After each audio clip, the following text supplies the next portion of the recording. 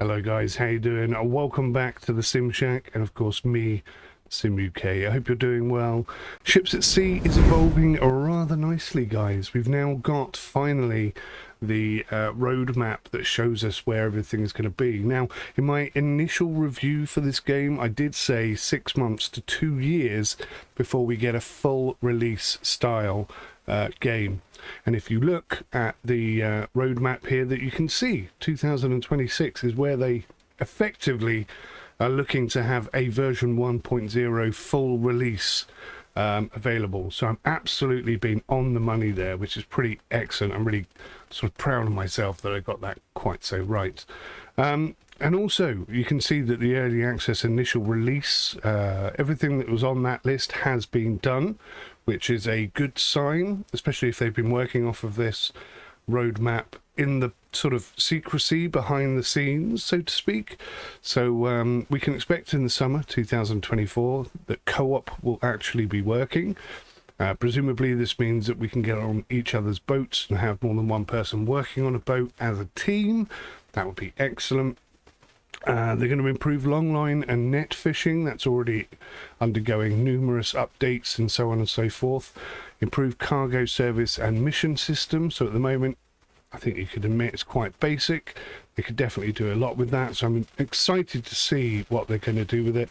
And it's really important as well, as sort of players of the game, that you give your feedback. Now, I say that with an air of concern, because the most vocal people tend to be the arcade players, those that don't want it to be particularly realistic. But we've had two versions of the game now that were not very realistic at all, and although they were good, I mean, they're the best of the best for that type of game out there, they are quite boring, aren't they?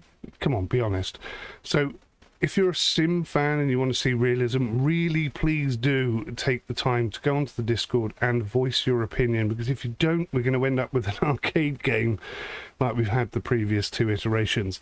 The way things are going right now, things are looking really good. I'm personally very excited about the current direction of the game. So please do take the time to voice your opinion.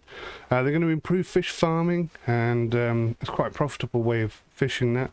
They're going to improve jigging, which is a good thing, because at the moment it's not great. They're going to introduce shore waves. At the moment they've turned the waves off. Again, this is an arcade complaint, people complaining it's too difficult to park the boat and stuff. You know, people wanted to come and see what the waves were like. How bad can it get? And okay, fine. So the weather inshore was awful. I mean, it was like 30-40 meter waves coming in over the buildings and stuff. That's kind of silly, but in the same vein, you know, you only have to wait 4 hours in game, just skip time a little bit, and the problem will be gone. It will be a different weather system. But anyway, the shore waves will be introduced in the coming summer, so that's good. It's also going to release on Microsoft Store. They're going to improve the save game system, and I think they've done that. And they're going to introduce general bug fixes and improvements. Now, one thing they haven't mentioned here, but I know is coming, so a little bit of an expose for you, I suppose, is they're going to actually create a beta branch. So the stable game, once it's fully stable and they've introduced these summer 2024 improvements, they're going to introduce a beta branch that will allow those who want to play the game and not experience crashes to play on the normal branch, and those of us who are willing to risk our save game files and everything else for that matter can go onto the beta and experience stuff first before it comes out for public release, so to speak. So watch out for that, and that's coming very soon. September 2024, they're going to introduce gutting fish. That comes off the back of the net fishing, and possibly even line fishing as well, I imagine. They're going to improve the radar. Don't really know what they're going to do with that, but that's interesting. They're going to improve the sonar. I'm very excited to hear about that, and the autopilot. They're also going to introduce the dynamic weather system, storms and calm seas in ports. So that's like shore waves and dynamic weather working together in unison, effectively. We're also going to bring boat painting. That would be nice for you know, those who want to create their own sort of boat look, so to speak.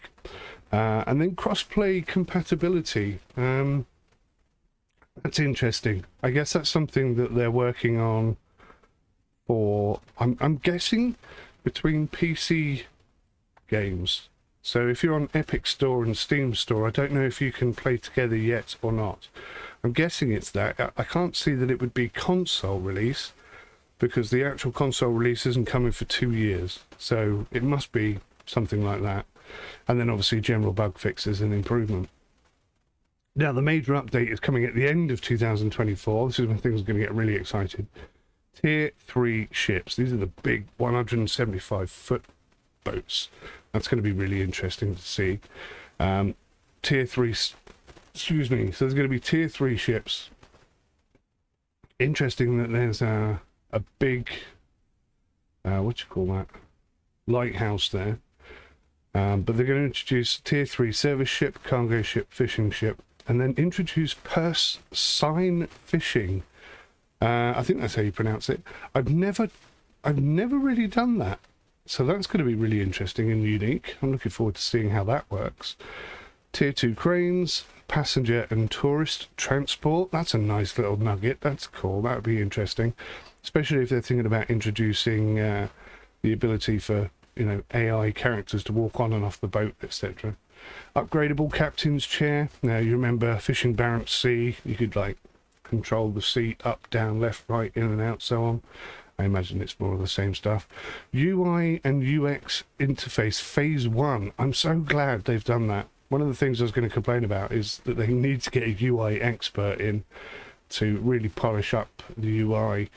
But it looks like they're really doing a good job this year.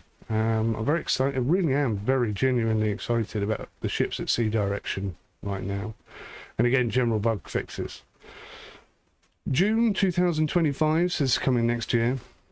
Tier 4 ships. We're talking about ferries. That'll be for the passengers. Wind farm ships. That's going to be like... I don't know how involved that's going to be. But I mean, look at the scale that they're thinking along the lines of. This is very exciting stuff. Auto line fishing. Again, I'm not entirely sure what that is, but looking forward to learning about it. HOTAS support, that's coming June 2025. Now, that's something I desperately wanted at launch, and I was very disappointed it wasn't there.